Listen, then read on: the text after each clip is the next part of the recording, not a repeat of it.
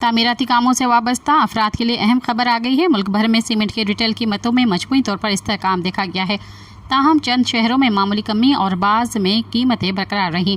इदारा शुमारियात पाकिस्तान की जानिब से जारी करदा एदाद शुमार के मुताबिक 2 अक्टूबर 2025 को ख़त्म होने वाले हफ्ते में सीमेंट की फी बोरी औसतन कीमत 1382 रुपये रिकॉर्ड की गई है। मुल्क के शुमाली इलाकों में सीमेंट की औसतन कीमत 1381 रुपये रही, जो गुज़िश्ता हफ्ते के मुकाबले में 0.10% कम है। दूसरी जानब जनूबी इलाकों में सीमेंट की कीमत 1449 रुपये फ़ी बोरी पर बरकरार रही, जिसमें किसी किस्म की कमी या इजाफा नहीं हुआ। शहरों पर नज़र डालें तो इस्लामाबाद में सीमेंट की औसतन कीमत 1357 रुपये, रावलपिंडी में 1361 रुपये, गुजरांवाला में 1420 रुपये, सियालकोट में 1380 रुपये, लाहौर में 1428 रुपये, फैसलाबाद में 1380 रुपये, सरगोधा में 1370 रुपये, मुल्तान में 1416 रुपये, बहावलपुर में 1450 रुपये, पेशावर में 1350 रुपये और बन्नू में 1280 रुपये फ़ी बोरी रिकॉर्ड की गई।